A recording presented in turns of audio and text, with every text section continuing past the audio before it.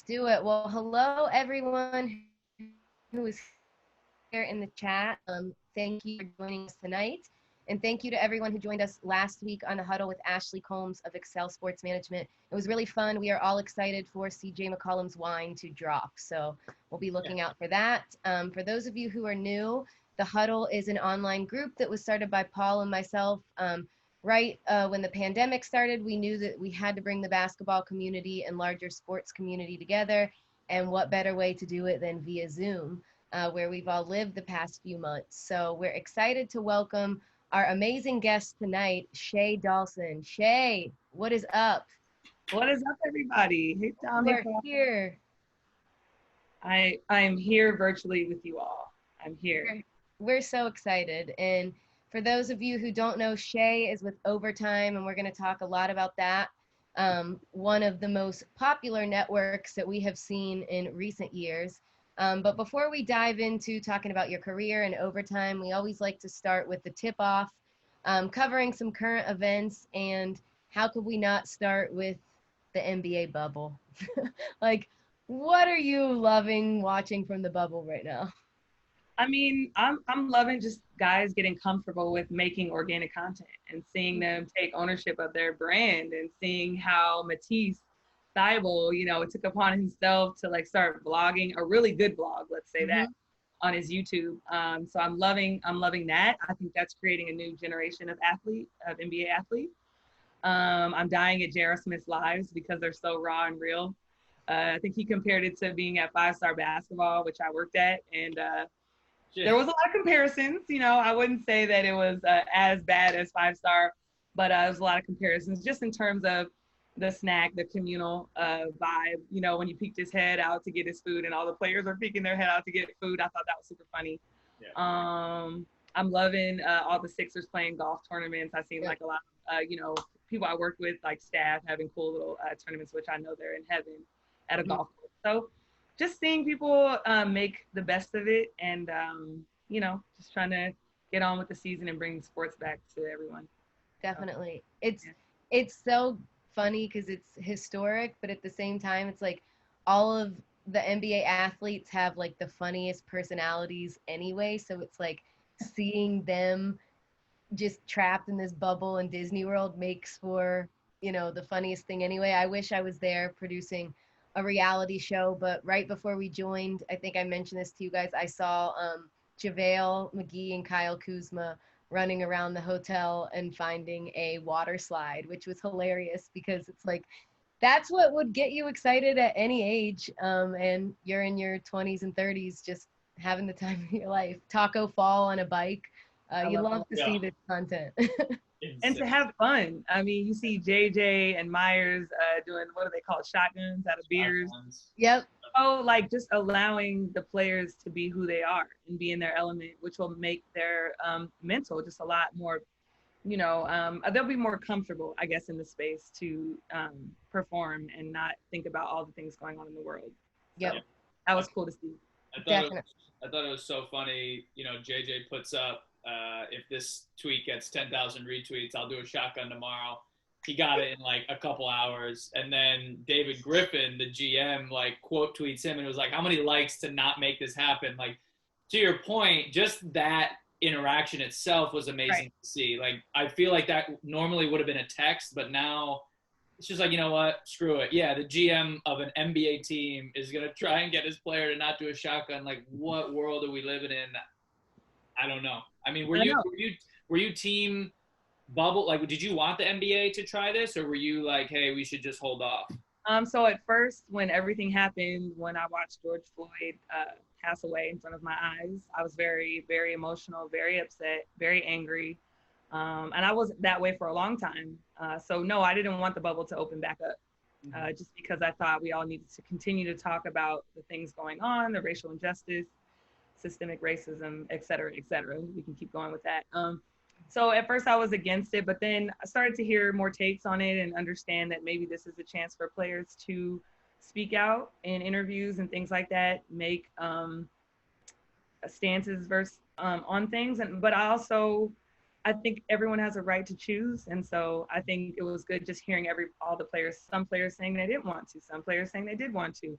So I like that there was options. If you want to play, you can. And then if you have something you want to do, we're going to support that. If you don't want to play, we'll support that also.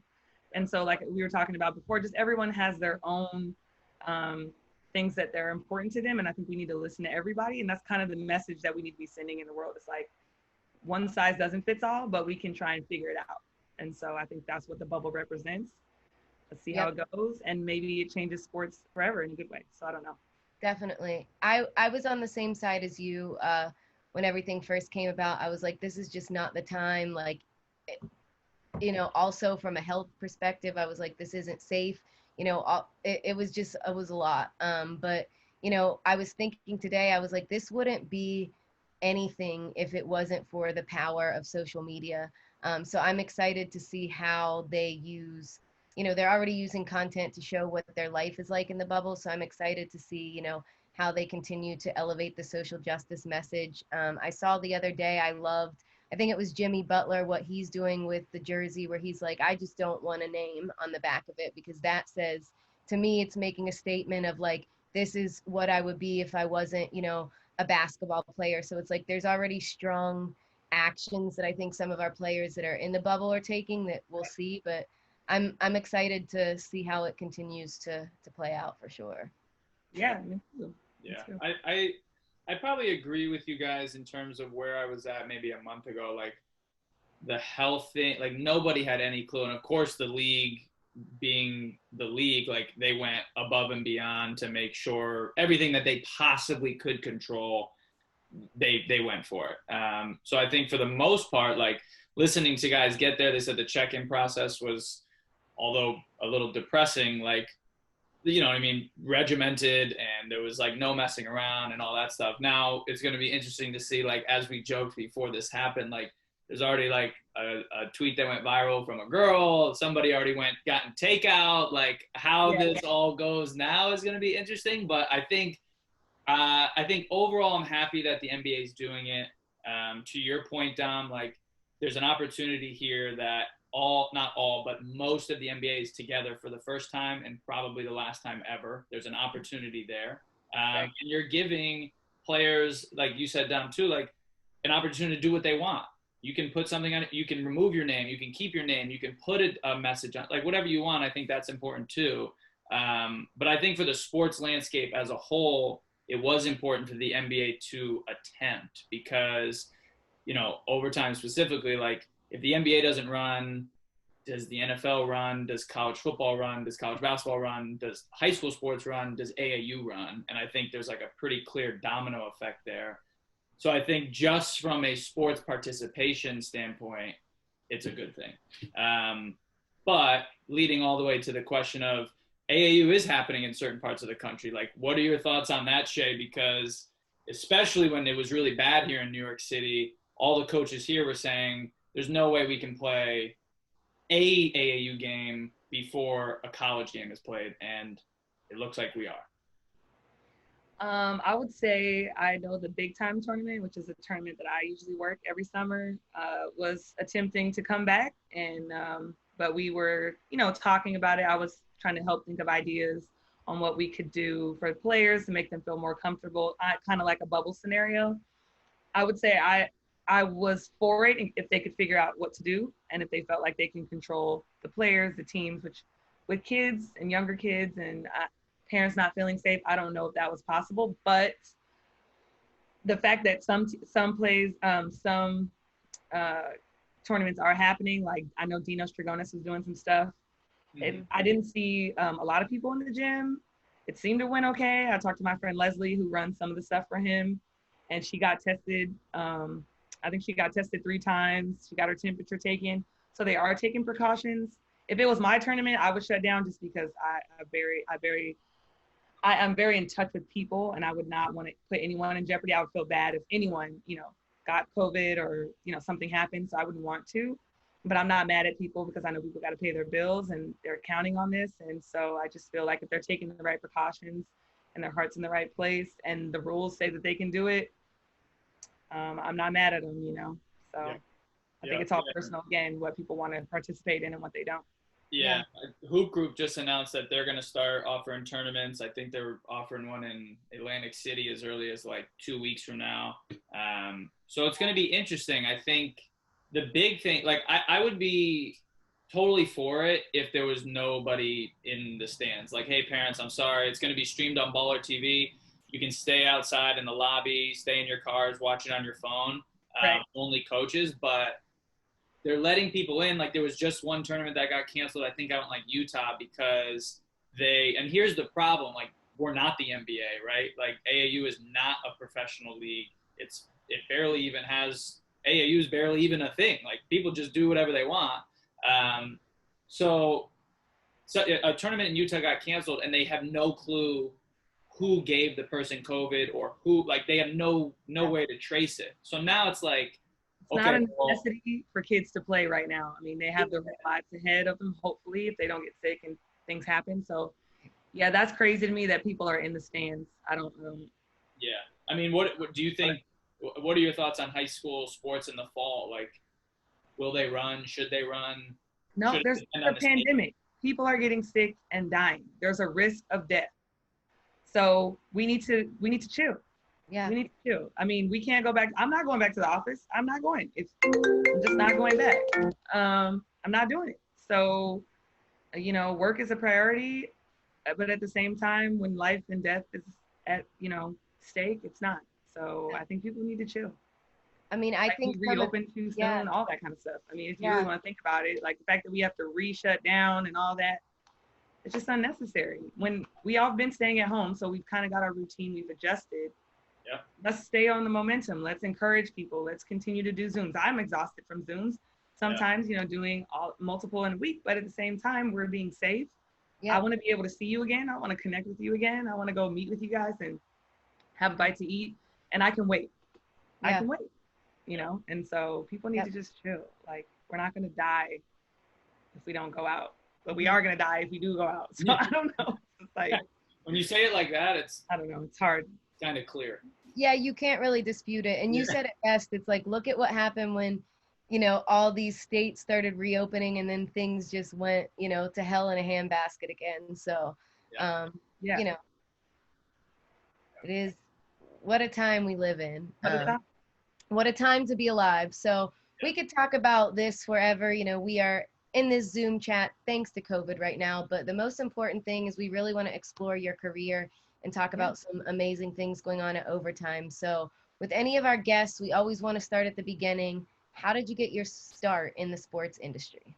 Yeah, so that's the fun one. That's a fun question. I always smile when I think about where I started and where I'm at now. Is I started at 5-star basketball, which I said J.R. Smith pointed out that some of the situations were similar.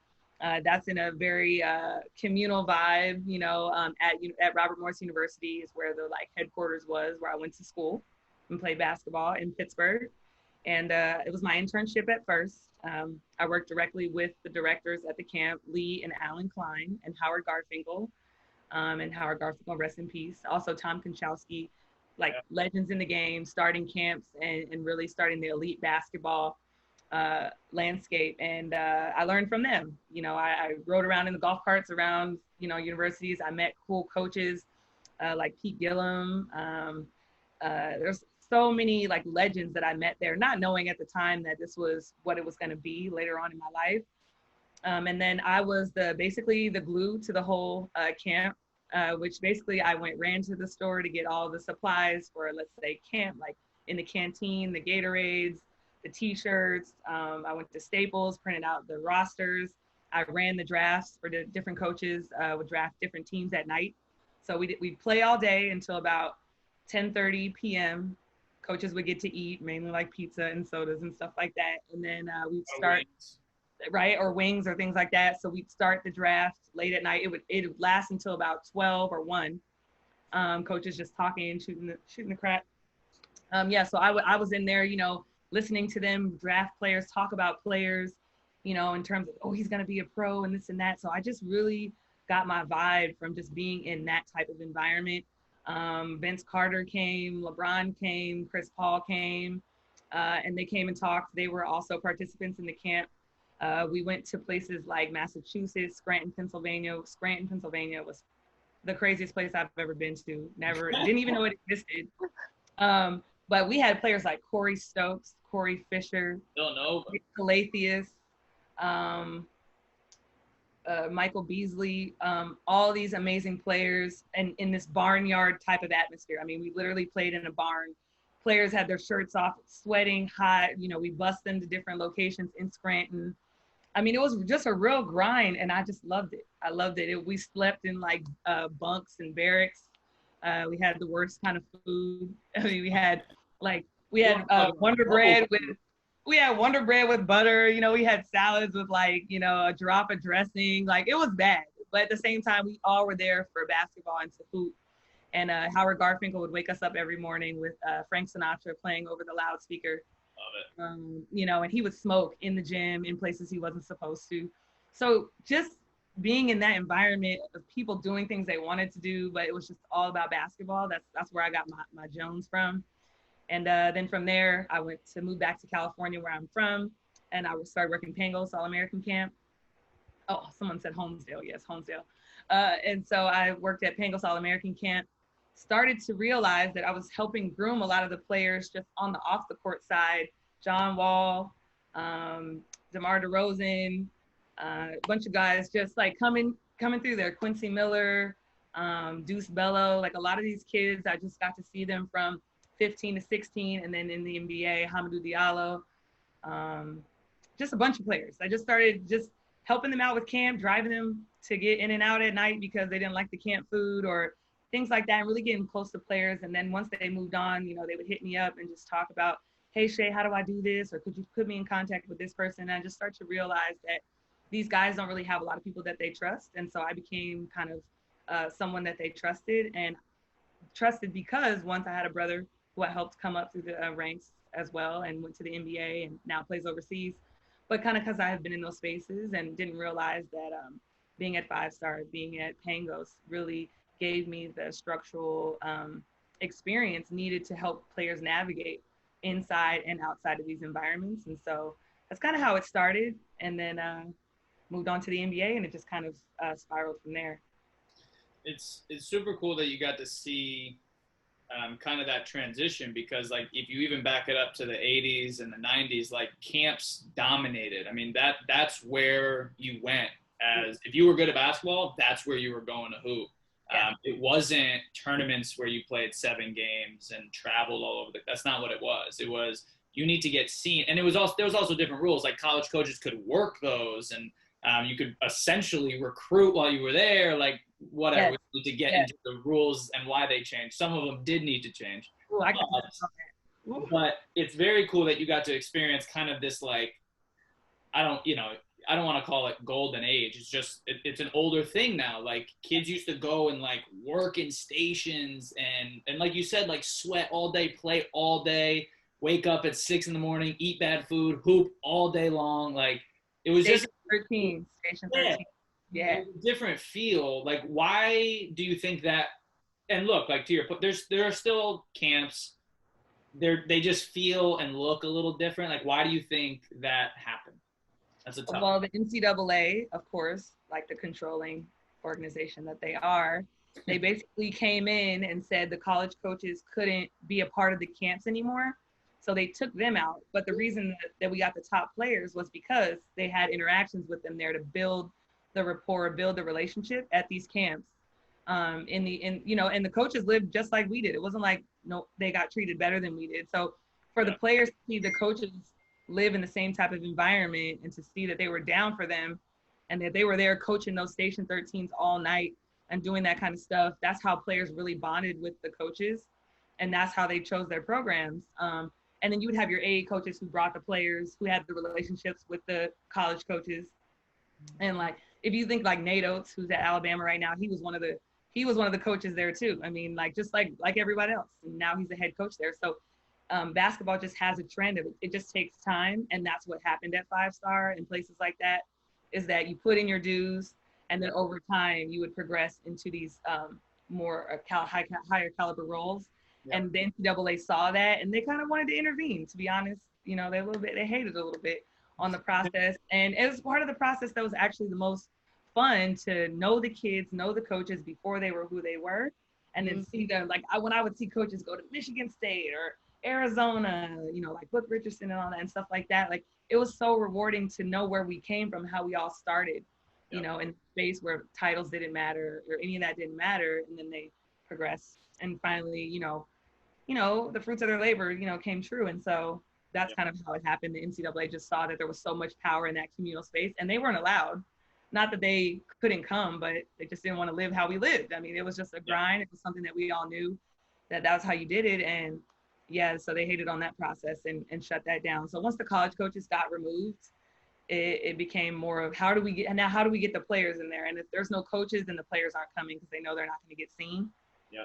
So that's when AAU, the EYBLs and things like that started to form, because now the college coaches could come, but in a more controlled way. The NCAA had to make sure it was sanctioned. They had to make sure it was roped off. Players separate, coaches are separate, different interests, and it just became different, more structured. So. Yeah, for sure. And you mentioned it too, like that was also like, of course it was for the players, but that's also where if you want to get into college coaching, like you had to go work camp and you had to like roll your sleeves up and figure it out and learn. And like, there was no better place to do that than 5 stars. So want to ask you too about how you got involved in coaching at the Windward School. You were there for a good amount of time. Like, how did that come about? Yeah, so after 5 star, I wanted to move back to California and kind of to start my career. I didn't want to play professional basketball. One, I went to Robert Morris, which was a small D1. No one really knew what Robert Morris was at the time.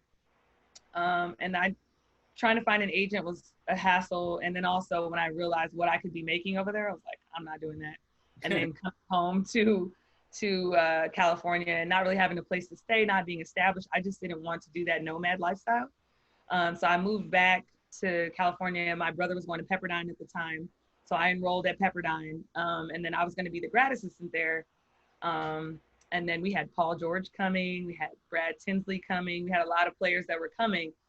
But then, and Vance Wahlberg was the head coach. And then the NCAA again creeped in and didn't like how we were doing certain things and wanted to manage a lot of that kind of stuff. And Pepperdine also wasn't one of those schools that was a basketball school. So it was afraid of the NCAA coming down on them. So they broke up that program. Coach Wahlberg ended up resigning. We all split up and left. My brother went to junior college. Paul George went to Fresno State. Brad Tinsley, I think, went to like Denver or somewhere like that.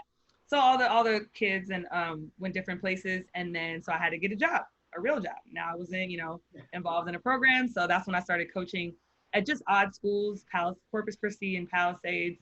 And then in those private schools, it's very communal as well, which I'm learning. That's just a common theme in sports. So working, even though that wasn't like a high ranking job or anything, the kids that I was coaching, their parents had, a lot of powerful jobs, started to take a liking to me, noticed, what I brought to the table and was like, you need to be coaching here. Like, this is what you need to be doing. You shouldn't be here doing this with us. So they plugged me to a bunch of different people. That's when I got connected with Windward. And then Windward didn't have a role at the time, but I was like, it's okay, I'll volunteer, not a problem. So I would drive from Simi Valley to Windward, in Los Angeles, West LA. What about people? I have no idea what that means. How far is that? That's a drive. Like an hour, like an hour in traffic every day. Oh. And so like an hour in traffic, because that's where I was living with my mom and my aunt at the time. And then I started coach. I got the job after like volunteering there for a while. The coaches were like, of course, we need you, we love you. And I played volleyball as well in college. So they were like, cool, you can coach basketball and coach volleyball, which I was in heaven. I did both. Nice. And I made myself more money getting both stipends. So that was like good for me. Yep. I started making a lot of money doing that, just private lessons and, just trying to figure out what my niche was. And I loved coaching both sports. Again, another private school with a lot of powerful parents, Denzel Washington, Shaq, Don Cheadle, Jodie Foster, like all those people just started taking a liking and saying, could you do this for my kid? Could you do this? Could you do that? And then I was like, okay, well, I'm doing well for myself. Maybe I should try to seek other jobs. I thought I wanted to do college, but they always wanted like experience. I'm like, I don't have college experience. I'm trying to get it. But I was also doing the Pangos All-American Camp at the same time. So I never did camps at the schools. In the summer, I did Pangos. I told them I'm not doing the little rinky-dink camps. the baseball camps. I got another camp I'm working, and that was the Pangos camp. And so that helped me supplement the circle, right? So I had my powerful parents here. I had Pangos over here, and then also helping the kids, through their process and then making it to the NBA. It kind of all came full circle. And so I really loved what I was doing, but at the same time, I wasn't challenging myself. Windward, we won a lot. I mean, I won 3 state championships. We got in the open division. We started winning in the open division. I was like, well, where else can I go? If I keep winning all these championships, like I just started feeling like a hamster on a wheel. And every year I would say, oh, I'm leaving this year. That was like year 8. I said, I'm leaving. And then we got more great kids. And they were like, please don't leave me. And then we got more great kids. And they're like, please don't leave me. So finally I had to like set a year in advance. I said, this is my last season. I love you guys. I will always be here for you, but I'm moving on. I didn't know where I was going at the time, but I put it out in the air that I wanted to work in the NBA.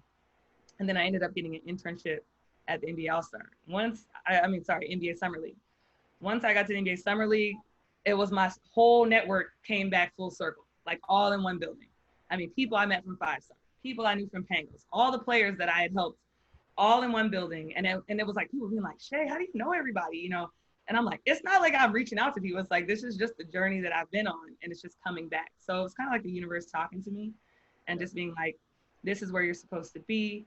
I met Brandon Williams at the NBA Summer League. I kind of took care of the team while they were watching the games and scouting the different players from other teams. And, so I kind of just checked in with them every single day, ended up getting the job. And I said, California, I'm out. I'm going to Philly. I don't know anybody there, but I'm going. And it was the best decision of my life. So kind of it in a nutshell.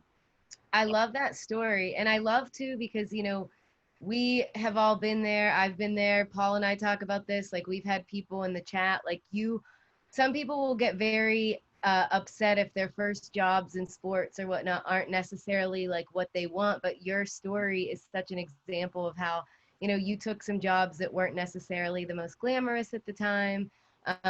You weren't sure of what your career trajectory was, and it all ended up to still getting you to that goal of the NBA, which I think is awesome. And you were there for 3 years, right? And you were in player programs and team services.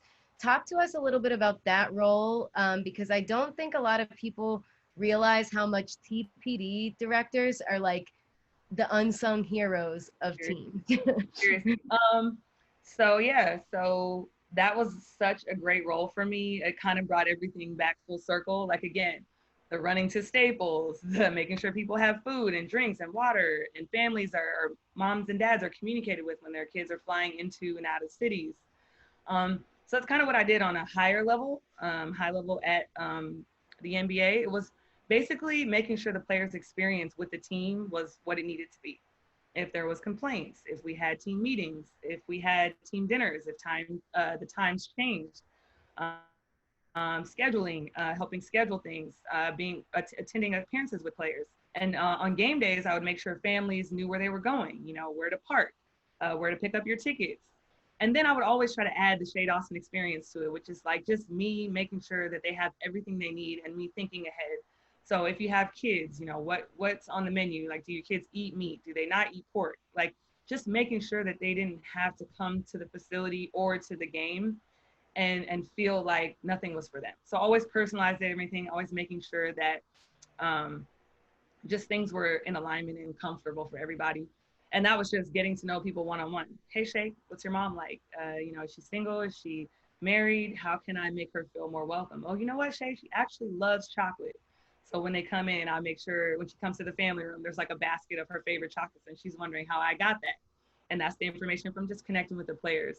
And really not asking the players for anything, but really trying to make their experience like home. Like a lot of the players don't realize that a lot of the times when they get on teams, it's temporary.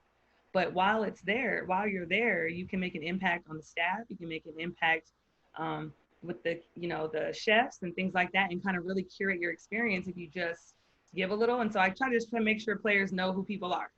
This person is your data analyst. She does this. He does that. This is the person who's in charge of you actually getting on the team. Because sometimes they just go. They don't know who does what.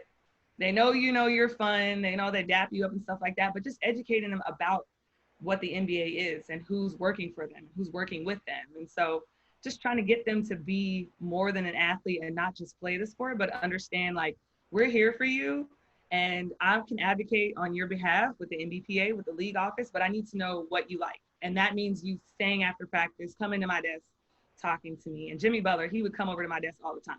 He'd be like, yo, Shea, this is what's up. Like, why is this like this? And I'd be like, hold on, let me figure it out. And I'll go back with his permission, say, hey, this is what Jimmy Butler's thinking. Is there any way we can improve this or change this or whatever? So kind of just being their voice in the background, or kind of just giving my take on the real, what they have really want to say versus like their delivery and then my delivery, so that they don't say things in a way that they probably shouldn't or get in trouble. So I don't know, my role was ever changing, but it was just I was basically like their family member, their extended family member. And then I spent more time with them than my family, you know, so we really got to know each other really well. I made sure they didn't get tickets, you know, because in New Jersey, which is where the Sixers facility was, we had to get them easy passes. So I'd always have to make sure that they're paying their tolls. Hey, are you paying this? Or they would send me, they would bring in the facility. Some people would let them pile up. They would bring in all these violations, and I'd have to go to the business side and check in and say, can you please make sure this boy doesn't get pulled over? Can we pay these? And some we'd have to dispute. Some I'd need to, you know, get his credit card information, and they trusted me with that kind of stuff. So that was kind of my role, is just, you know, the point of contact, you know, they're mover and shakers inside the organization. Yeah. It's so important though, because, you know, and you said it when you said that you advocate for them. And I've seen that people have often called player development directors like player advocates, because, you know, players come to a team and, you know, their role is to play, but a lot of times they don't have that interaction with the front office, particularly, as you said, if you aren't a star caliber athlete, you may not get really engaged with like the team foundation and community aspects and this, that, and the other. So can you elaborate a little bit on why it's so important to be a player advocate? Because I think some people don't realize, like, there's not really a ton that is done for them all the time unless you are, you know, facilitating their needs to play on the court. I think the common misconception about players is that they don't want to be involved in things, so they're afraid to approach them and ask them. But when you approach them and ask them for stuff, make sure it's something that's important to them, not important to you. So it's important to start the relationship off with service. How can I help you? What do you like? What can I do for you? What can I do to make your life easier? Like things like that. Instead of asking them, hey, can you do this interview for me? Can you come to this appearance for me? And showing them off, you know, like they're a trophy, or like they're, you know what I mean? Like they want to be treated like people. And though they make a lot of money, they're still sensitive, you know, they still have feelings, they're still human. And so that's the importance of being a player advocate, is expressing to the people that they're working with that don't understand. And me not expecting other people to understand, but saying, hey, Matisse is very independent. He doesn't need you to, you know, chaperone him every day on media day. He's in charge of himself. So some people need chaperones because they don't, you know, want to keep the schedule. And some people are, you know, super independent. So knowing those people and communicating that ahead of time, right? Letting people know who Ben Simmons is. You know, Ben Simmons is actually, he can look at a paper, read it, and recite the whole thing without doing it multiple times. He's very talented in that way. But you wouldn't know that if, you know, if you don't know him. And so just giving little nuggets about players and showing who they are. And that's why I said I love the content in the bubble, is showing who players are. They love fishing. They love shopping. You know, they do get their feelings hurt when you say mean things on the internet. So it's not nice. So don't write it. You know, I constantly find myself in people's comments on different pages and all the platforms, not just Overtime, but defending players, because they say things and they have no idea who these players are and where they've come from and what they've overcome to get to this point. And a lot of people like to say, oh, they're millionaires, so they shouldn't be complaining about this. It's like, okay, well, they're still people. Like, we complain about things that are ridiculous as normal, regular people, right? So just trying to make sure that people put that in perspective as well. And people, even like when you think about the KD situation, oh, he went to the Warriors. What's wrong? He went to another NBA team from a team he didn't like. He wasn't happy with how he was treated at that organization. Who cares if that team, he played in the playoffs? What does that have to do? His goal is to win a championship. If he knew where he could go to win a championship, that's what he should do for him and his legacy. Yep. Why are people shaming him for that? Yeah. You know, things like that. Like, that's the kind of stuff I don't understand. So has anyone ever said that about any free agent that is signed to the Yankees? No. The Yankees have won for 100 years. So then every single player that was signed after what they call like the 1920 Yankees, like the Murderers Row or something. They had like 7 of like the greatest players ever. I'm not a big baseball guy, but I'm not either, but I know they won a lot. So they won a ton. So then it should be the same. It should be every player that goes to the Yankees is a sellout. Oh my god! But then you know what I mean. But again, I'm idealistic. That's a stupid. I almost feel stupid even saying it because who are we talking about? We're talking about people on the internet. We're talking about people on the internet. But that's what sports fans do. It's like they're very gung ho about their team. But people make it so deep. Yeah. It's not personal. It's their life, and they're allowed to make the decision for their life. You can have your opinion, but to demonize people for doing things that make their mental health a priority, which that KD chose what was best for him. And that's what it is. Like, you know, so just stuff like that. That's why it's important for player advocates to, KD can make his stance and player advocates say, oop, you don't know him. Actually, he's done this, this, this, and this. Did you know that? Did you know this, this, this, and this? And then I'm like, oh, I didn't know that. Because it's easier to dislike people you don't know. But once you know more about them, then you're like, I'm sorry. I should have, you know, taken more time to choose my words wisely. And some people are just mean, so that's fine too. Right. Yeah. Imagine if people talked about us, like how I think about that sometimes when I look at the internet and I see how people talk about athletes, like particularly NBA players a lot, because I feel like they're, you know, so much more well-known. They are more outspoken, you know, they're into their own personal brands. And it's like, wonder if we switched jobs and we just saw all these negative, like news headlines about it. I mean, social media and the internet could be a dark place sometimes. So I give athletes so much credit for having to log on and just see some of that stuff. Yeah. And I just want to say for the record, Jimmy Butler is an amazing person.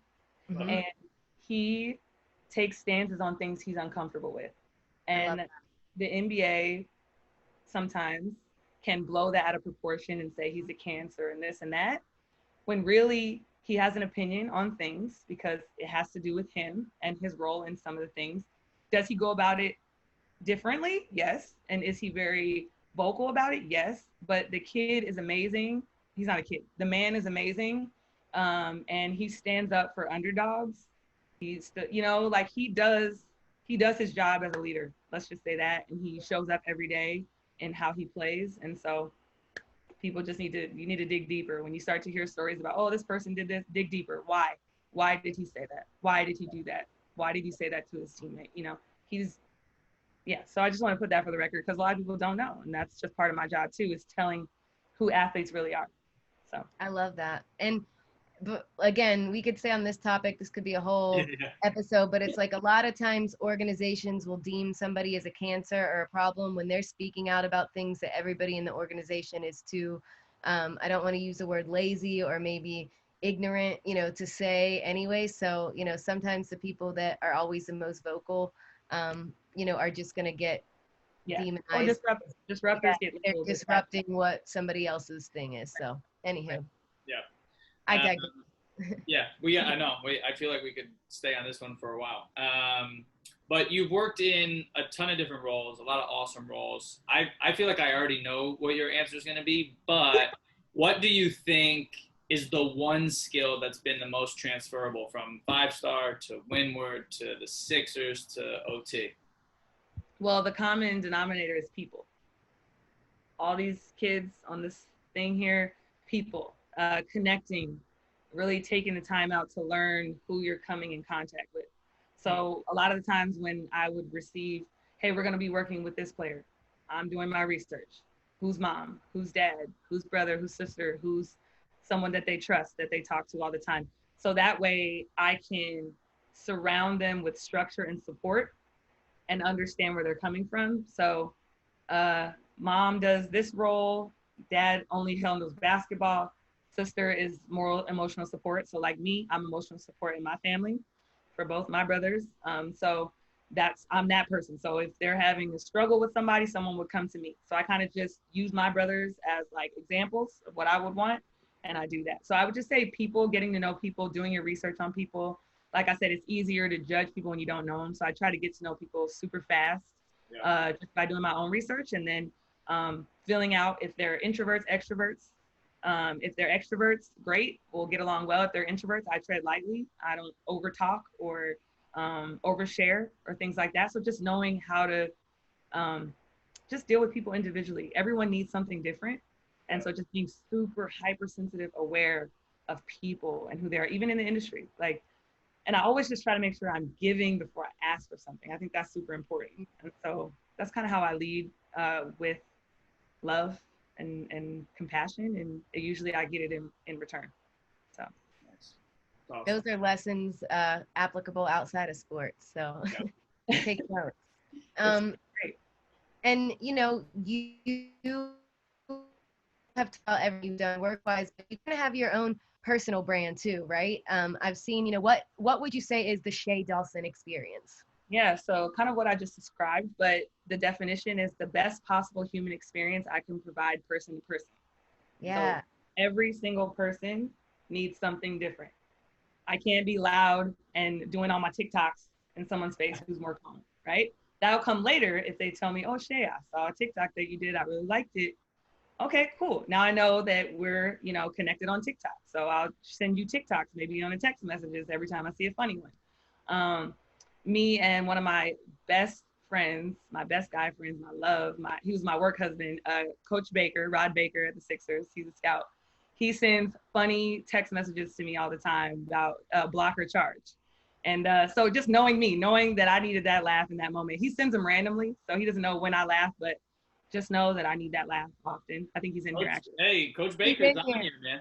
Oh yeah, Coach Baker, that's my dog. Coach. So, yeah, he knows when I need a laugh, and so he'll send me funny text messages. So just knowing different people and making sure, like, even people who disagree with me, feeling that energy, right? So knowing if someone is not feeling Shay, if you're not feeling Shay, I'm not going to give you too much of Shay. I'm gonna step back. I'm gonna figure it out, how you work and what you need to, you need in order for us to coexist in an environment. I'm not gonna try and take it personal. Now, if you're just being mean and doing things, then of course I'm gonna feel it. But if you're just not into what I'm doing, I'm gonna try to just separate myself. And when we need to connect, then I'll do it, and I'll keep it, strictly business. But just knowing that and just making sure that it's tailored and it's not a one size fits all, because I don't want to talk to you about certain things. If we connect on 5-star, we're gonna go there. And then if there's other things we branch off to, great. But I'm not going to talk to you about musicals. I love musicals. I watch movies on the monarchy and stuff like that. I wouldn't talk to you about that. So just knowing that everybody has something different, and that you're intentional. I got a feeling you're going to make a lot of money teaching people who don't know how to interact.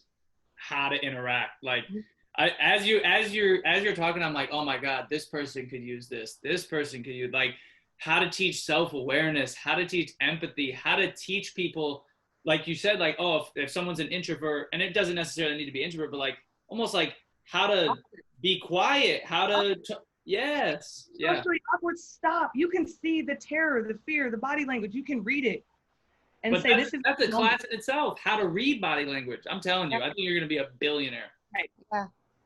The human experience, like the way to just interact with people, it's never really taught at any level too. And I don't think it's really like the way that you describe it so eloquently, that's even when you start a job, it's like nobody really like breaks that down to you in your job. It's like you could deal, like you think you have to have all these off-site retreats to learn how to deal with people and things. It's like, yeah, like even when I started at Overtime, it's such a great culture.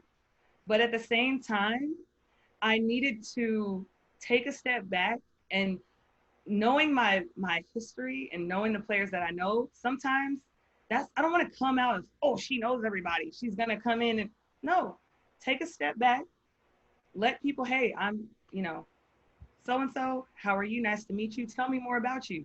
Ask about them first. Yeah. You know what I mean? And lighten the load and break the walls down first before you start. Like, even though I'm a director of something, right? So that means I'm a leader in this space, doesn't mean I know it all. So coming into the company, knowing that and understanding that and building the natural and organic relationships just based on personal stuff, not work. And a lot of times people are like, Shay, you need to go in there and do this. And it's like, I don't work like that. Right. I need to see where they're at with me, and I need to see, where I'm at with them before we can actually start making beautiful work. So knowing that too, and having to communicate that to other people who don't understand is sometimes uncomfortable.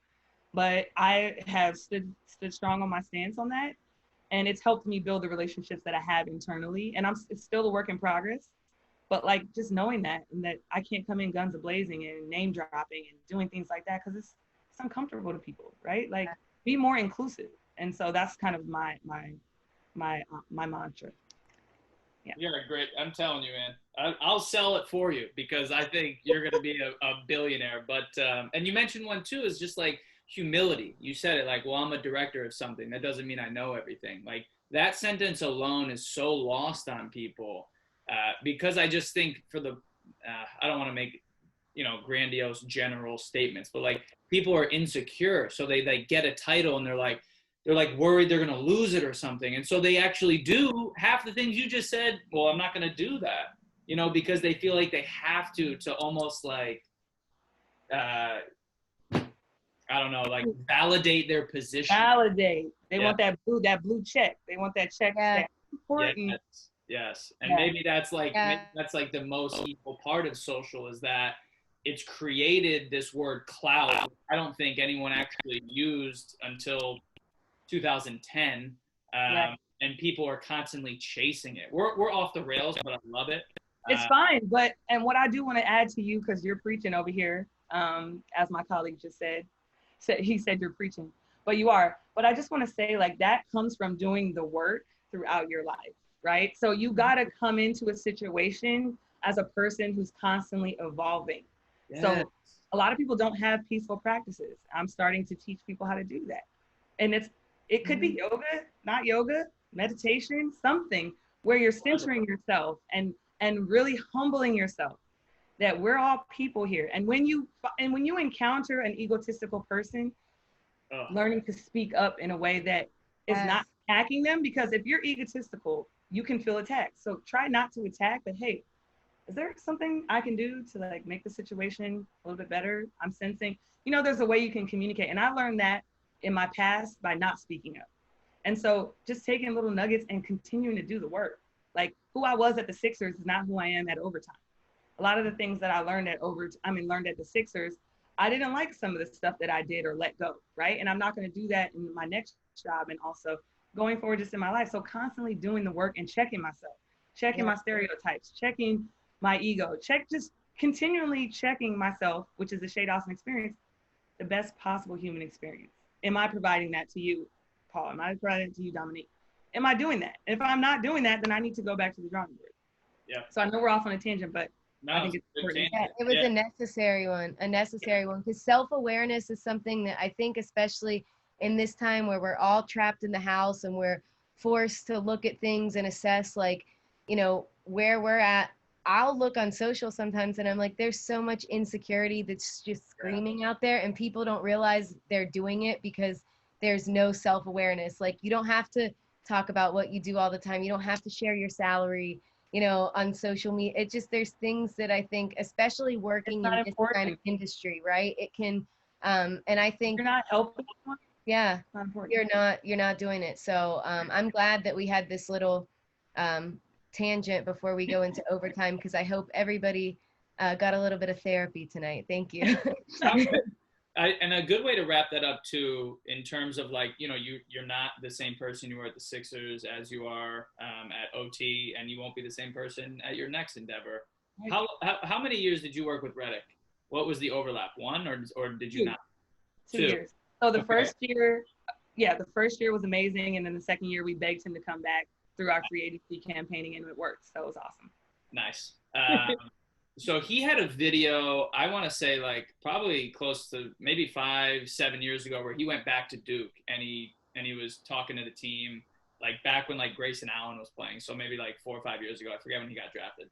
But he had this term that he was giving a big speech and telling his story and blah, blah, blah. And he had this term that had stuck with me ever since. And he was essentially telling his story, and he was saying, he never arrived. He's always becoming. And he kept saying like, well, I played for Boo Williams. I made it. And he was like, nope. And then he's like, I was a McDonald's All-American. I made it. And he was like, I played at Duke. I made it. I'm an All-American at Duke. I made it. I got drafted. I made it.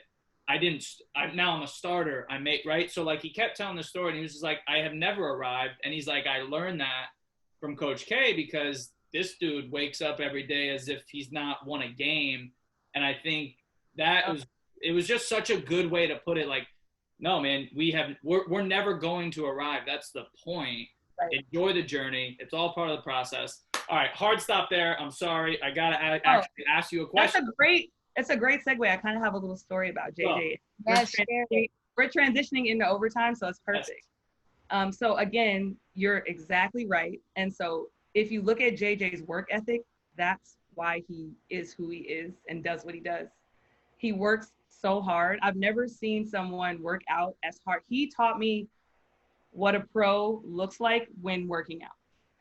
If you're not going the way he was going on that court, I mean, coming off the screens, making those noises, like, those gut noises where you're like, oh, you're going as hard as you can, cutting and, catching the ball, squaring up, everything.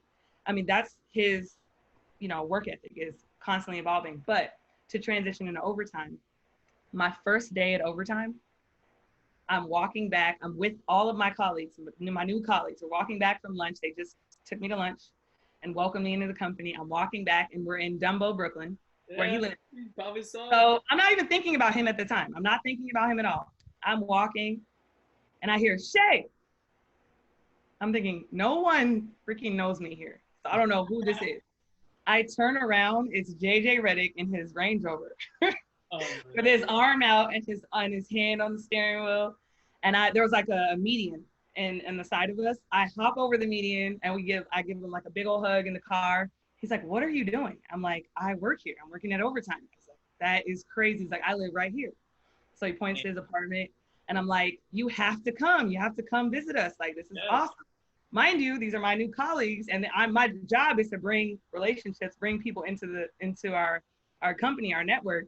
And JJ on the first day is like calling my name from out of nowhere. And so all my colleagues, I can hear him being like, yo, it's like, oh, that's crazy. Yep. So my colleagues are in front of me walking back in the building. I look up to God and I go, thank you. You know what I mean? It was just like such a perfect day. And that's a moment that I'm always going to share with JJ, which is awesome. And he rocks his overtime stuff on his Ringer podcast that I sent him. And so it's been just super awesome. And overtime from day one has been amazing. So we can go into overtime after that. But yeah, let's do it. I mean, I think the first question is like, how did you actually transition from the team level at the 76ers to overtime? How did that happen? So I went to an event that overtime has that I'm now in charge of getting all the athletes for, which is so super dope. But I went to the takeover. The takeover was in Brooklyn. And the takeover is essentially a reimagined way of playing basketball with different rules for the Gen Z and millennial audiences. They consume content differently, which we'll get into later. I'm sure you guys have questions on that. So I went there and I was blown away. I walked into the facility. Well, first of all, when I got there, I arrived on train because I came from Philly to New York. I took the train. An employee met me at the train station, got me a car, drove me into Brooklyn, dropped me off at my hotel. There was someone to greet me at the hotel. Now, mind you, this is a high school event. My godbrother, Mikey Williams, is playing in this, so I'm coming to watch him. So I'm thinking, oh, we already made it. Like I'm in the league, but this is different. This is a high school tournament. I got front door service. I pull up, they drop me off at the hotel, have someone to greet me, check me into the hotel. I go up to my room. It's a nice view. I got the side of Williamsburg, New York, Williamsburg, Brooklyn. It was so awesome. They had someone to pick us up. We had this really cool bus, drove us to dinner. There were greeters at the dinner. And we got to meet David Stern. David Stern was an investor, rest in peace. So he got to talk to all the parents just about the process and how, comfortable things are and what they have to do. So I had really cool interactions with David Stern, Dan Porter, and Zach Weiner. But Zach wasn't at the session that we went to first, but he was at the next one, the dinner. So I got to meet and interact with the CEO and the president, who are amazing people, and were just telling me about overtime and what it's going to do and how it's going to revolutionize basketball. And I'm like, and I'm thinking about my progression. I was at 5-star, Tangulls and all. So I'm just thinking about this is super dope. Now I'm not thinking that I'm leaving the NBA at this time. I'm just taking it all in. I'm just kind of And they you took were my just breath away. you were just going to support. This was I was not. just going to support. Okay. But the way they treated me as a family member was what drew me in, was what made me say, when I went back to Philly after I experienced everything and said, yeah, I need to be doing that. Like, it was NBA players, influencers, CEOs, VCs, venture cap. So it was like a whole new different realm for me, right? And so I felt like if I want to continue learning in this space and helping advise players, I needed to know all these types of people so that I can connect them, post basketball or even during, while they're, Matisse is doing his stuff. Like, when guys start to say, I have this brand and I want to do this, I want to be able to say, this is who this person is, and just provide context on who they are. So I just always being an advocate.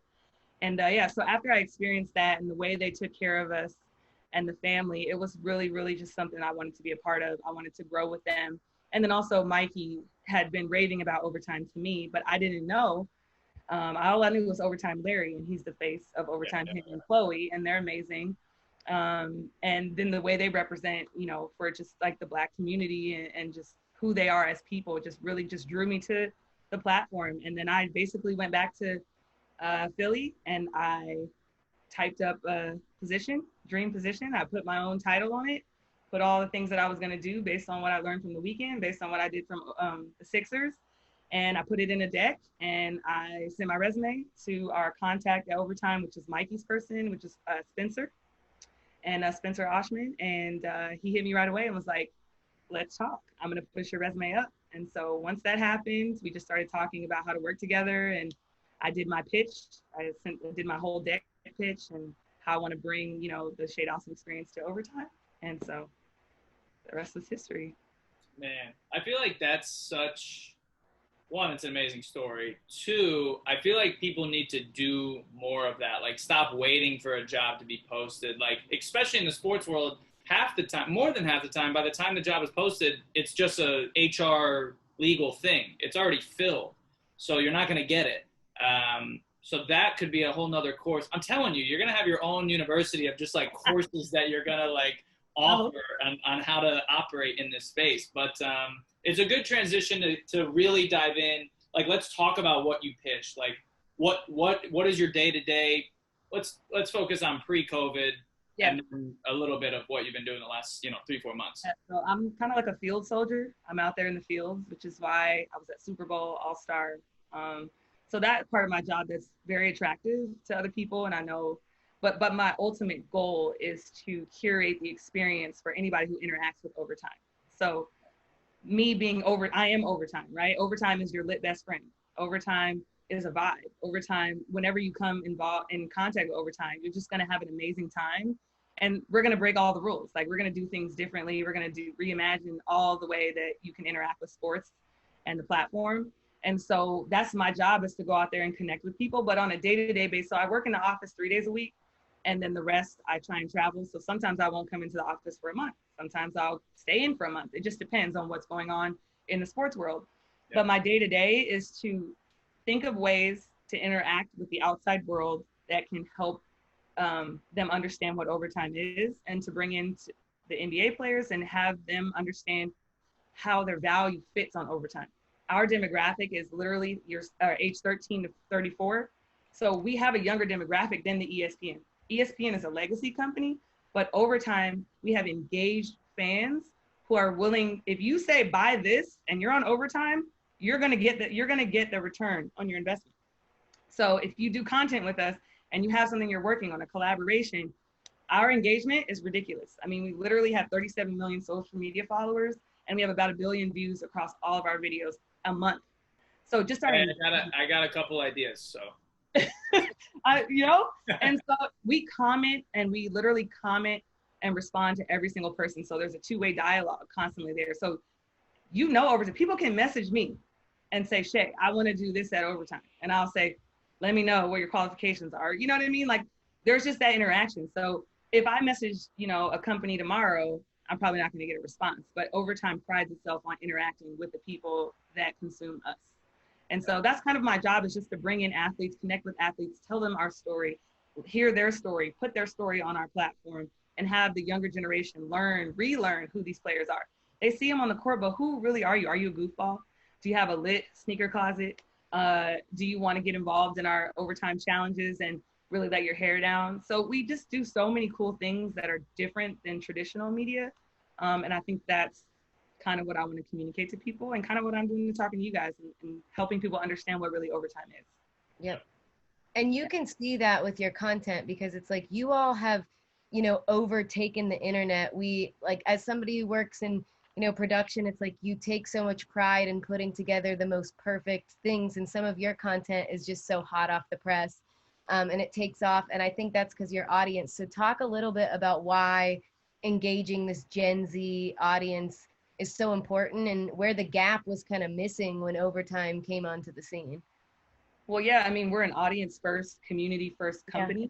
So we take our cues from the community. We don't look at other people, what they're doing, and say, we got to do something. We talk to our fans. What do you guys want to see from us? Did you really love the Larry challenge that he did with Alex Antetokounmpo or Trae Young?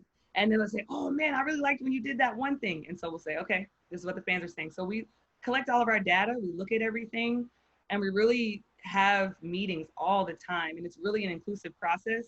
I mean, I'm athlete relations. I'm not even on the content team, but content team is coming to me and saying, hey, Shea, what do you think about this? Who would you suggest, which athlete do you think will fit best with this? Because we heard from our audience that this is what they're looking for. So really just listening to the community, listen to the audience. And we're really checking in with them all the time. We're trying to uplift them. We're trying to make content that's positive. Like right when COVID hit, like we pumped out 6 shows. You know what I mean? Like we already had content ready. So we're actually, at the highest engagement we've ever been since COVID started. So that was kind of how we pivoted, was just more love, more content, more connecting in the comments. We like everything. If they tag us in something, if we can't comment, we'll like it. If we can't post it on our social channels, we're just sending a message just saying we see you. So that's kind of where we're at. And you all have like different channels and kind of franchises too. Like, you have Overtime FC, Overtime Gaming. How did those evolve? Yeah, so they've just been spinoffs of the main pages, listening to our community. That was a really cool football highlight, things like that. And then also our content creators knowing those spaces really well, football and gaming. Mm-hmm. And so kind of giving them a voice to be able to grow something and have ownership over it. But like our TikTok, like we have four of the top 20 US sports media accounts in TikTok, like 4 of them. We've got WBB, which Chloe is killing it. I forget what her following count is, but we have Season, which is football. We have FC, which is soccer, also football. And then we have our main with 11.4 million followers on TikTok. So if you're not on Instagram, you're going on TikTok. If you're not on TikTok, you're on YouTube. So it kind of is like its own ecosystem of curated content. We see influencers, doing their dances, with our stuff on, and we share it with each other. And we'll all just blast comments like, oh, dope sweatshirt, And so the people that are actually wearing the sweatshirt, they're feeling like, dang, Overtime is with me. Like I'm making this content on my own platform, but Overtime's really engaging with me. And so I think that's one of the things that's super special. Like even when I comment, a heart on somebody's page, like, oh, they'll just screenshot it and like circle it and be like, Overtime Shea said this. And no, Overtime Shea's not an influencer. You know what I mean? Yeah. I mean, they get super excited. And so seeing their excitement just fuels the content that we, yeah. Yeah, I think that's one thing, like when I got more familiar with you guys and I would like dig into the comments, is one thing you notice right away. Like from the top down, no matter who it is, everyone's commenting, everyone's talking. So it reminded me of when you said like, oh, well, if we see an influencer doing a dance, like everybody floods the comments. Yep. That must be like something you learn on day one, like what we do here. You know what I mean? Like, hey, step 1, comment, share, heart, like, like just show love, which to your point, when you said earlier, like if I DM a company, I'm not going to hear back, but you probably will from Overtime. That's a big difference. I mean, shout out to Overtime Tom and what he's doing, and Chloe and Larry, with how they engage and how they're really studying the algorithms and content. Like they're really students of the craft. So they could literally go anywhere and grow social just with what they learned, and how they're just taking initiative and committed to learning the platforms and how to engage and what content works well. And yeah, so they're just really doing a really great job, and they teach me things. You know, I'm like, how do I grow, you know, my personal page so that when I'm reaching out to fans, it can be as impactful as well, you know, because I want to try and make sure that they get a good experience as well. And they're like, oh, you should do this, or oh, you should think about this. So I find myself writing in my notes like, ooh, tic-tac idea. You know what I mean? Yeah. Sometimes I never get back to it, but just that I'm thinking that way, Yeah. I feel more like an influencer every single day, just working with those three on content. So it's been very interesting to learn that this new space. Yeah. So the community aspect may be a part of your answer to this next question, but Overtime has had, I mean, if you look at all the startups, like one of the more like meteoric rises to the top that we've ever seen of any startup. Yeah. What makes the brand so successful, the company so successful? Yeah, and the community is it, right? Like we read books on community, like they hand us books on community, you know, and we read books about how someone started a run club. At first, it was just him and his mom. And then the story progresses to like, oh, I'm going to tell my friends. So now it's me, my friend, and my mom encouraging. And so just learning how to build a community, you know, one by one, and valuing every single person in the ecosystem.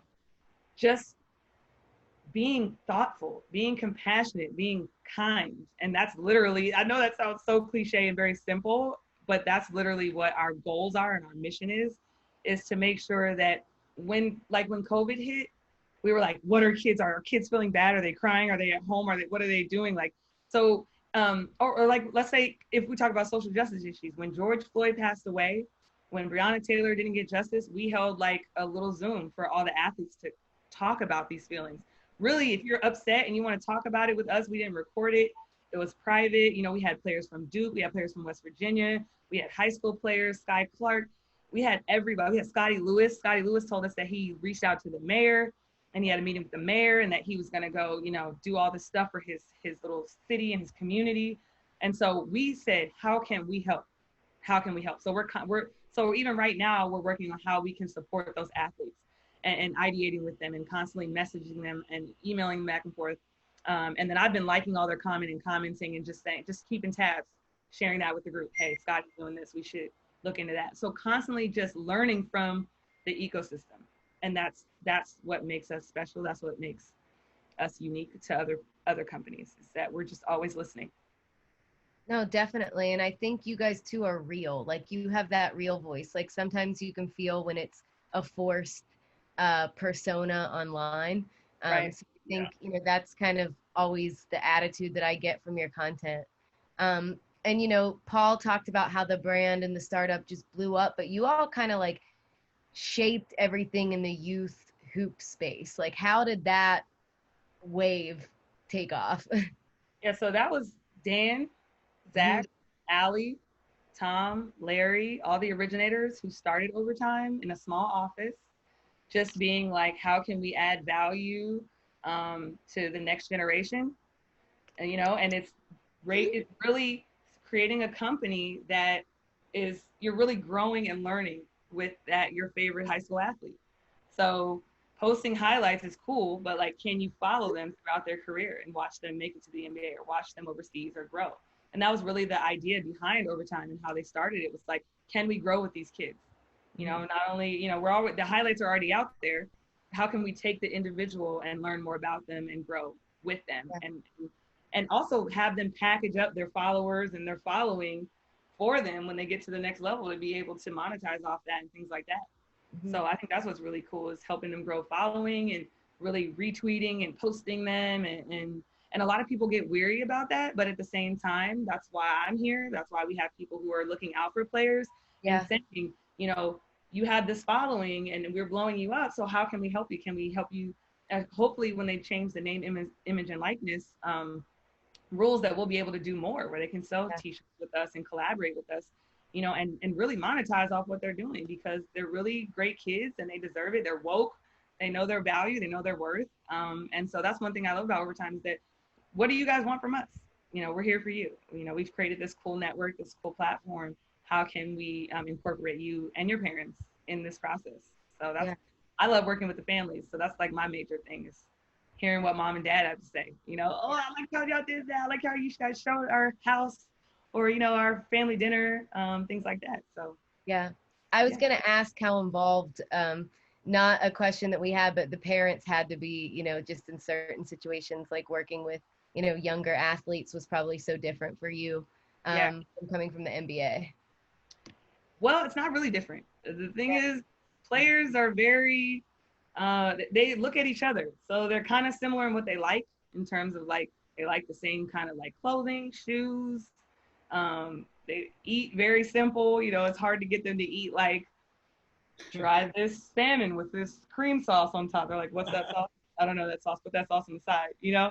So it's very similar. I mean, they love to have fun. They're kids. I feel like, you know, yeah, I think it's very similar. And I grew up with brothers. You know, I feel like I'm a tomboy in my own right, if that's even a politically correct thing to say, or I don't even know anymore how to say things. Yeah, anymore. Yeah, I'm a sporty girl.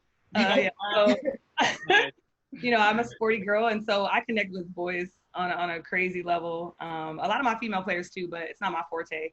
Even though I coached high school, I'm more like of a good mentor for women. But when it comes to basketball, just a woman's perspective on how they should, you know, things they should get into. Like, they listen to me in that way. So that's what I kind of love. And a lot of people say, oh, you don't miss coaching women's basketball? It's like, of course I do. But that was more on a mentor level. Like, who are you? You know, who are you as a person? Like, let's go there. And so basketball is cool, but I'm really into raising people. I'm really into helping people evolve. I'm really into just getting to the root of everyone's trauma and trying to help them work backwards. And so I know in basketball, in sports, anything competitive, there's always some kind of trauma or hesitancy or insecurity. So I'm always trying to find that. You know, I'm digging to find that, and then we can, you know, succeed together later on down the line. But that's really my goal. So, and it's similar across the board with all athletes. Do you watch Billions? No, what's that? I mean, it's this show. It doesn't matter. You watch it if you have time. It's a good show. But there's this woman that works at the company that the whole Billions. Exactly, of course. Yes, I watch Billions. I thought you said Brilliance, but yes. Oh, Billions. I'm sorry. Yeah, Billions. You're Wendy. Is her name Wendy? Wendy. Yes. Wendy. You're Wendy. She helped me shape my job description at Overtime. Dude. Literally. Wendy, I was like, that's me. Every time I watch it, I'm like, that's me. That's you. Yeah, that's what I love. That's exactly what I love. And I literally low-key made that job description for the Sixers, but I was like, nah, I gotta leave the NBA. So, but because I had made 2 roles for me that I wanted to transition into because of where I saw that like could be helpful to the company culture. Mm-hmm. But then I just felt like the NBA was so stuck in its ways that they would be like, what is this? This doesn't make sense. So I felt like I needed to go outside if I was to come back in and to prove that this is important and that it gets people to perform better, and that when they feel psychologically safe within the organization, they're going to go way harder. And so that's kind of what I do with the athletes at Overtime, is to give them that psychological safety, to be honest, be who they are, say what they want from us, and then communicate honestly, like, either we can make this happen or we can't, but here are some other suggestions. So yeah, I know what you're talking about. Yeah. I need to watch that show because that's been on my list. I do have a spreadsheet of content that I've wanted to watch all during quarantine. But we all on this chat are doing what you did, and we're all going to make our dream job description, because basically what you said is like, well, you got to just have that ready to go, because you never know when the opportunity is going to come there. So everybody create your dream job description. Yeah. It's 2020. You no longer have to accept the cookie cutter position. Like, we're now doing this. So if someone wanted to take their responsibility and say, I want to run all Zoom calls for companies, I'm pretty sure we'd be willing to pay for that. So, I mean, it depends on what your goal is. You know, my goal is to advocate for people and for athletes, make sure that they are heard, and that's what it is. So at the end of the day, create your own job position, your own position, add value to a company, and they'll pay you for it. Absolutely. Woo.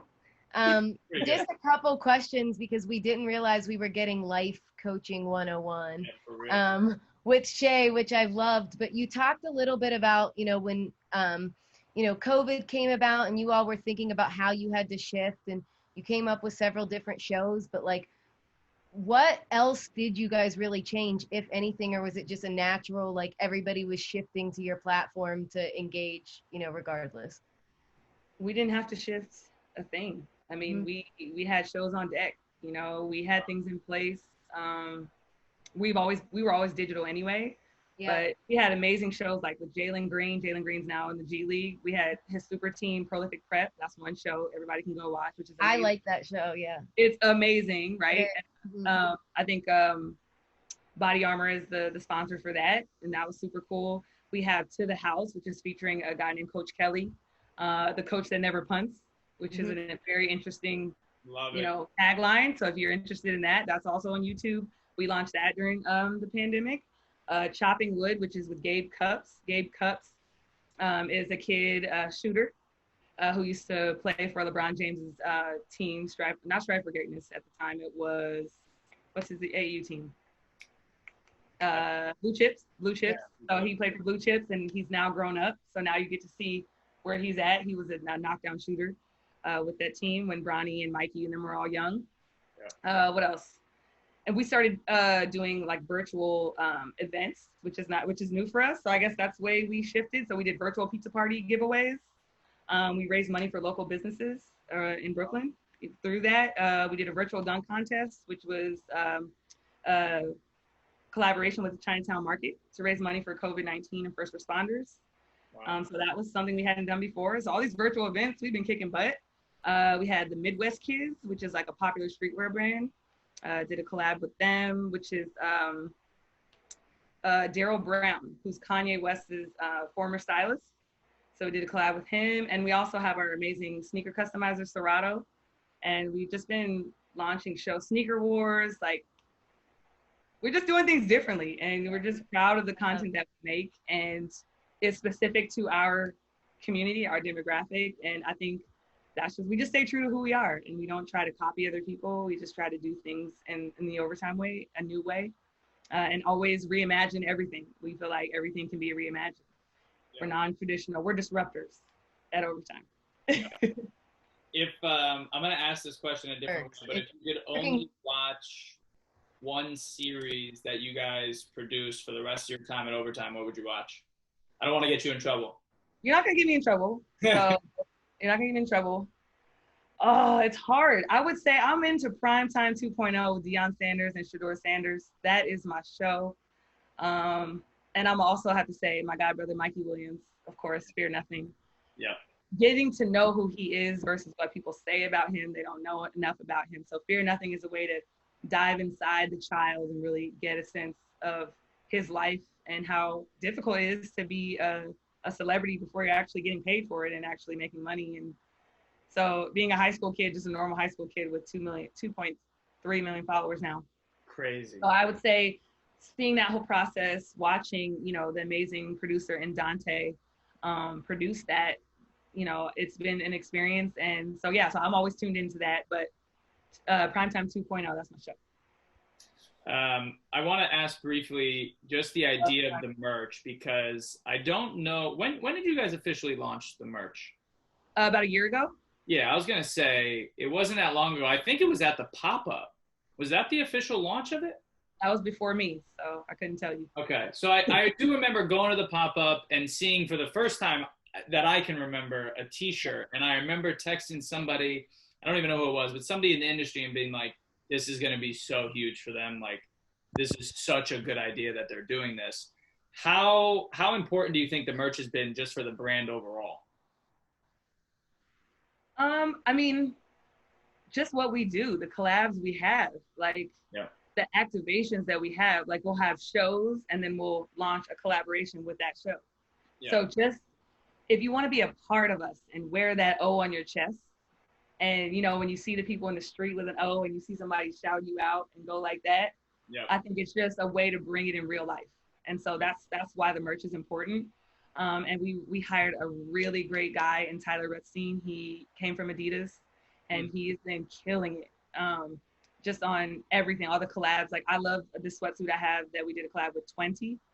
And it have a big O right here and overtime on the, but it's so comfortable. So not only are we selling merch, we're selling merch that's comfortable good material, good quality. You know what I mean? We're not just pumping out anything. So I would say just our attention to detail as well.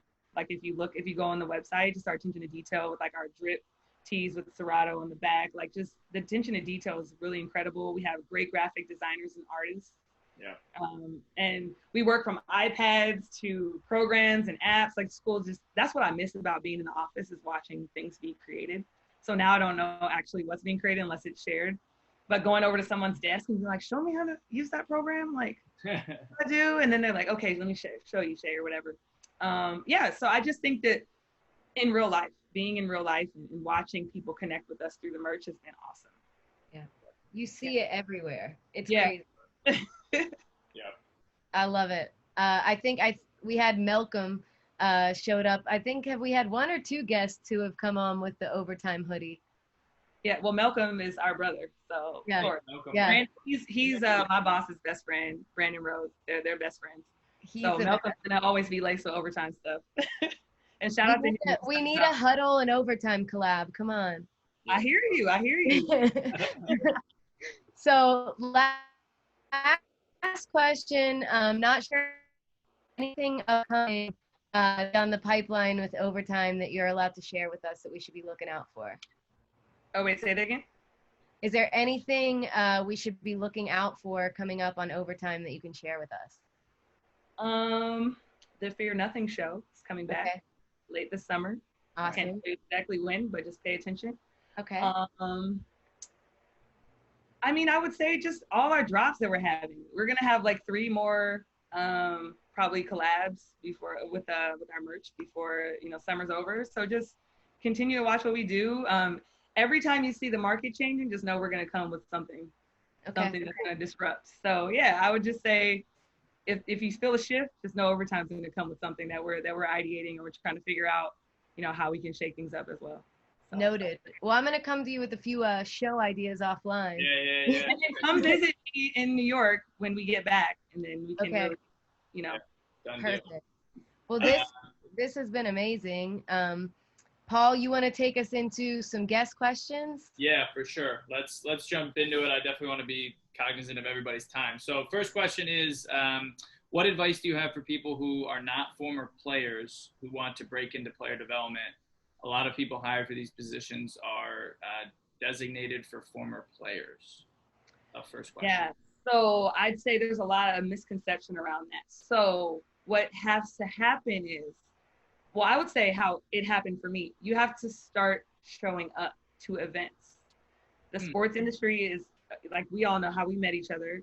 It's about networking, right? So not networking in the sense of how can you get a job, but just going to meet people, showing your face, showing up to different events. There are staple events like the Final Four, Super Bowl, All-Star. Those are all places you can be. NBA Summer League, you'll have all the NBA and media outlets and everybody in this one place. And that won't just be at the arena, that'll be at clubs, at bars, at hotels, in the lobbies, things like that. So you have to get real creative when you're trying to meet people, but you also need to bring something to the table. So are you scouting? Do you have a scouting service? Do you have the Huddle that you're bringing people on? Like, you have to be able to provide something or have something already. Do you have a network of people, of students who need to be hired for different tournaments that you've helped groom? You just have to bring something to the table first. And then I would say that's how you get started, is just to show up, show your face. If you show up to those events every year and meet the same people, they're going to notice you. They're going to get familiar with you, and they're going to say, well, what's your goal? Like, how can I help? Is there anything I can do? I know if I meet someone or see someone at the same event for 3 years in a row, I feel like I know you. If you hit me up and text me and say, hey, Shea, do you have advice on this? I saw this job opening, and also when you see job openings, if you know someone, text to see who's in that circle, because they can refer you, like you said, like the person asked, is that it's very communal in that way. And we do hire people that we know. And like when we're hiring at overtime, they say, Shea, do you know somebody? And I'll go in my network and I'll say, hey, what's your story right now? Now, they weren't looking for that, but at the same time, we created that rapport, that relationship. So now you're top of mind when we do have something that's open. Absolutely. Yeah, essentially I don't know if either, do you guys watch New Girl? Mm-hmm. Oh yeah. All right. So Winston, I don't know what the episode is, but Jess is asking Winston for advice on how to get with this guy. And all he says is, be there. When he turns around, be there. When he goes to get a drink, be there. When he goes to get dinner, be there. Like, that's the advice. Like, you got to be at the events. You got to be in front of people. You have to be constantly following up. Like, that's it. That's how it works. Dating, friendship, networking, business. Just be there. Yeah. And then if I go on your social media and I see that you were at all the places that I'm at, I'm going to say, oh, this person is in the same space as me. Let me get to know them. Let me respond back to their DM. Yep. You know, because I know you're there. So, but if you have pictures of trees and stuff, and yeah. So. Yep. Malcolm said it best again. Got to shout him out. He said, it's not about who you know, it's who knows you and who knows like what exactly you want to do, because some people like aren't the best at articulating who they are on social media, but you're still out everywhere and people know, you know, what you're about. So it's like, that's another gem that we can drop today. So next question for you from Blake. Shout out to Blake. She said, Shea, can you touch on what success looks like for you, maybe over the course of a year or in regards to like a specific program that you manage? I would say success is having people understand who I am, right? And approaching me to do things that are in my sphere. Oh my God, your dog. Because I don't look at success with like titles or money or anything like that. It's how my brand translates to other people. That's success. When Paul can hit me up and say, hey Shea, you want to come on Huddle? Just you asking me to do that, that to me is so amazing to me. And I appreciate this platform, just understanding that I have something to say that people want to listen to, I guess. So just understanding what the brand is, and that is to communicate with people, human connection. We're trying to help people. So yeah, I'd say, and also the success of other people that I've helped, you know, just seeing them, like you said, like the best part of the show is having people being reached out to because of the show and things that they've said on here and giving people a platform. So if I can ever help anyone and that leads to something better, that's when I see success in what I'm doing. It's just sharing what I have, the knowledge I have, and connecting people. That's what I continue to try and do. But I don't look at it as, oh, this company, this title, because I feel like even if I didn't work there, I'd still have the same message and I would still try and help people. So that's good. It's not about the company. It's about what know your why, and everything else will come in. Know your why. It's great. Yeah. Last Q&A, and then we'll get into the last part. But this kind of goes back to dealing with tough people. But the question was, what about stubborn people? Like, what advice do you have for dealing with stubborn people at work? We'll say. So, wow. Tough.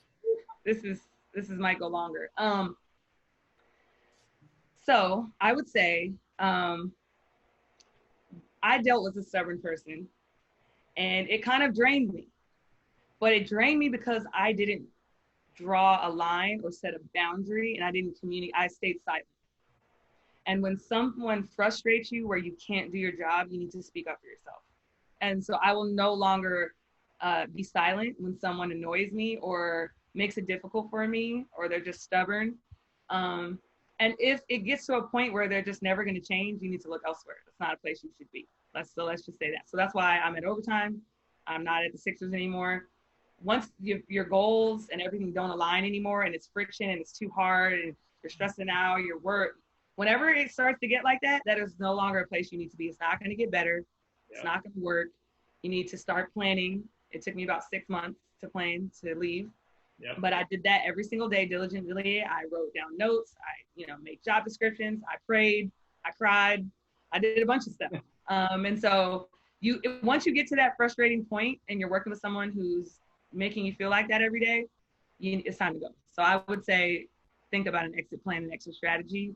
But don't be disrespectful. Try not to become a victim where you're always saying, well, this person is this. Because I got there to a place where I was constantly complaining, and I didn't like I didn't like that how I was presenting myself to people. And I felt like every time they would ask me how I was doing, I would be honest, but I felt like I was a Debbie Downer.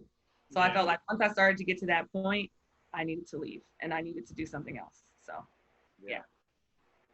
It's a hard line to walk, right? Very. You're being honest with people, But if it's, you know, like to your point, like if you're feeling like you're a Debbie Downer or you're complaining, like that's hard. That's a hard line to, because it's not, you're not lying. Right. But yeah, it's tough. All right, well, we'll do the post game presser. Dom, you want me to go first? These got to be rapid fire. So like last three questions, like you get a couple seconds to answer, and that's it. Fair? Woo, okay. Yeah. Post game presser. So favorite sports or basketball movie? Love and Basketball. Come on. Oh, it's fantastic. Thought I was gonna be me. Good answer. Theme song to your life. This is hard. Tough. If you can't pick a song, what about an artist? Theme artist to your life? It's still hard. That's tough. I'm a dancer and I'm a singer, so the fact that I can't come up with that right now is kind of crazy. Come on, think of your TikToks. Anything with a party. My life is a party. I party all day. When no one's watching, I laugh at myself. I'm like, there's a hidden camera in here. I think I posted a video today on social media of me. I saw the sign in the back of my mom's house that said, like, what's it say? Believe in yourself. I started singing, believe in yourself. Like, I just do random things. I'm a random person. Rob Baker, we sat next to each other. He can attest. He calls it, I had a jazz concert in my head. So I would say, I don't know. You guys pick. What do you think? I don't know. I can't pick for you. I don't know. Skip it. Right. Well, we'll come back. Yeah. You want to do the last one, Dom? Yeah. Okay. Your dream, if you had to name like your dream 3-on-3 team, who would it be? I would say, of course, the GOAT, Michael Jordan. Yep. Kobe Bryant and Sabrina Ionesco. Ooh, that's a good one. That's a good one. I would say those are my 3-on-3. Amazing. Well, you have been like an incredible guest. Yeah, I feel like I've taken so much away from this conversation. I literally like messaged Paul. I was like, this is so motivating. Yeah. But we are just so appreciative of you. Thank you for, being a friend to both of us and for dropping gems on the audience, and to everybody who's tuned in. Thank you again. We love coming to do this. We are shifting to every other Tuesday now, just because we want to be cognizant with Zoom burnout and, not over programming, but always looking for new guests. So if anybody has any specific, career areas you want to hear from or thoughts, let us know. We're definitely working right now on getting some folks who are in the bubble to come on so we can kind of see what's going on in the bubble. And we have a college coach in 2 weeks, right, Paul? Yeah, in 2 weeks, we're going to have Coach Hart from USC on, so that's going to be awesome. Another West Coaster. So that'll be really cool to see, to see a million things, obviously, but like how coaches have, reacted to literally not being able to do their job for 4 months. I can't wait to hear that. That's definitely. How they're talking to their kids right now about everything's going on. So there's a lot. So we're excited to dive in. We haven't had anybody on a coaching staff yet on, so this will be exciting. But Shea, you are the best. You will probably be getting a text message from both of us in like 10 minutes. So thank you. Thank you so much. And everybody, we will see you in a couple weeks. And I'm going to call out my mom on here. You've had your hand raised this whole time, and I don't know why. So. Love you, Mom. I know why. That's awesome. That's awesome. Shea, thank you so much. Appreciate everybody being in. Thank you, guys. Bye.